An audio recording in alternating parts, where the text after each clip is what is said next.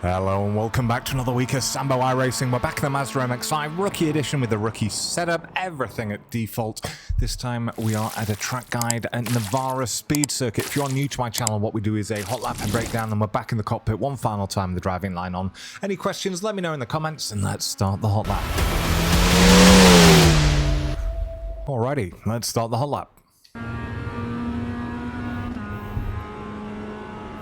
So, we get to the 100, we're going to start our turn in, we're just going to clip the inside here, get over to the left hand side. As we do, we're going to lightly on the brakes, steering away from the slide, a little bit harder at the end, down to first, and smoothly back on the gas. Cutting the corner at 4, get over to the right hand side. At the end of this green bit, we're going to do a big lift in third gear, no brake. Once we get to the apex, we're going to start coming back on the gas. As we get to the outside, brake in a straight line, dropping it down to second. Now, some people use first there. I found second was better for me. I found second was better for me on this one as well. As we go past the 50 on the right, down to second, and again, I'm on the gas nice and early. Now, some people do use first on both of those. It's a toss-up between the two. I found second was more reliable for myself. Next one, we're looking for the 50 meters or just before it, down to first, cutting the corner, getting on the gas nice and early, head straight off over to the right hand side. I saw before the driving line is well over to the left, don't like that. Looking for the rumble strip, that's where we brake, down to first, again cutting the corner, smoothly back on the gas, up to second gear, little dab on the brakes once we get to the rumble strip again, on the gas as early as possible, straighten it out, it's a bit slippy on exit. Once more, using the rumble strips as the marker to brake, down to first gear through 13. We don't need to go all the way over to the right hand side here, the car's not got enough power, but we can go flat out through 14, cutting the corner, back over to the left at the 50, we're going to brake hardest, down to first gear, get on the gas as early as possible ahead of the apex.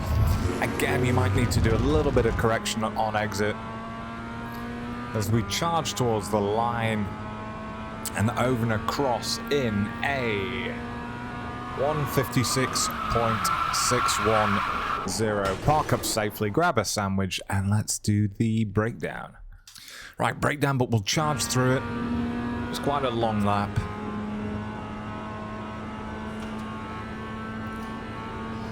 So, turn 1, we want to get the center of our car going over the rumble strip, cutting the corner as much as possible. Save a couple of hundredths there. Then as we get to the outside of what is in fact turn 2, we're going to lightly go on the brakes, and as you see, when I do go on the brakes, I feel the car sliding slightly. So as you can see, I'm steering into the slide. I'm trying to get to the outside of this rumble strip here, and basically I'm wanting to keep my car going in a straight line. So it's the reason why I'm steering over to the left whilst I got some brakes on. And then once I get to the outside here, now I want to treat this new corner as a completely separate corner. So once it's straightened up, so the car's going straight even though my front wheels are not. That's when I brake the hardest, nearly up to 70%. Then I trail it off into turn 3 in first gear. Once I get to the apex, I just smoothly apply the throttle. You can exit nice and wide, but you've got to keep your right-hand tyres on the track or rumble strip. Don't head too far out to the right here, because we want to cut this corner, again keeping the centre of our car over the actual curving. Nice wide entry here into turn 5, so the outside of my car, the right-hand side, is running on the asphalt, on this green asphalt. It's not on the grass, but wanting as wider entry as possible. As we get to the end of the green, we're going to start turning in, and we do a big lift down to nothing. And then once I'm leaving the curbing on the, or when I'm at the apex here, I'm back on the gas. I go up to 100%. Now I'm going to straighten my steering as I get to the outside of turn 6 onto the rumble strip, and once I do that, that's when I apply the brakes, which are about 50%, trail it off quite early, drop it down to second gear, get the car turned in, getting the rotation of the rear, and then once I get to the apex, I start building back up on the gas, back up to 100% as I straighten the wheel. You can exit nice and wide here, it's the reason why they put this extra bit of asphalt in. I get over to the left-hand side, And as you see on the right hand side, we go past this 50-meter board here, and basically as the car actually goes past it, that's when I brake up to about 70%, trail that off. I leave it in second gear. As I say, some people use first, but by leaving it in second gear, I can get on the gas nice and early, and I don't need to worry about that mega oversteer that we get with first. Keeping the momentum going. See what works best for you. Let me know in the comments.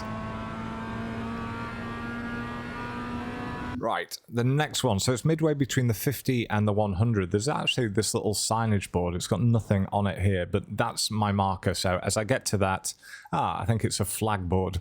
As we get to that, we brake quite hard, nearly up to, 95%. Wipe all that speed off, then we trail it off as we turn in.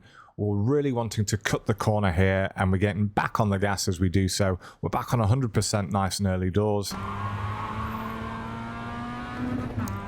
Stay over to the inside. Right, now we can look at the 50 board on the right, or what I like to do is just know that as soon as I get to the rumble strip, I'm on the brakes. Again, we brake up to nearly 80%, trail it off down to the apex. We're going to cut the corner, and we're getting back on the gas as we're on there. I can't go up to 100% until I'm actually, the car's settled down once I come down off the curb. Up to second gear, and then we're braking. Because of the light here, it's difficult to see, but as soon as I get onto the rumble strip up ahead, that's when I brake, only up to about 45%, and then I come off early, and then I'm getting back on the gas, nice and early doors, back up to 100% once the car's settled off the curve again. Back over the left hand side. Now, two things you can look at. You can either look and say, okay, we're going to brake as soon as we're on the rumble strip, or you can recognize these cones on the right hand side. I use the rumble strip because I've got a butt kicker, so it reminds me every time. This one we brake again up to about 90%, drop it down to first. We can't cut the corner too much here, because if we run over this sausage curb, it's very, very easy to spin. So wanting to get my right hand tires on the rumble strip, but not the sausage curb. And we're at 50% power on the apex here. And then once the car's settled, straight up to 100. You will exit wide, that's fine. So we don't need to go all the way out to the right here, just sort of half track. Cutting this corner, keeping the center of the car over the curb. Back over to the left hand side, and as we get to the 50-meter board, or again the rumble strip, this is when we got on the brakes the last time, again up to about 95%. I'm going to trail that off, and we want to get on the gas nice and early here. We want to maintain the momentum so that we can take the maximum speed onto the straight. Once we're hitting the curb, we're on 2/3 gas, and then that quickly goes up to 100%.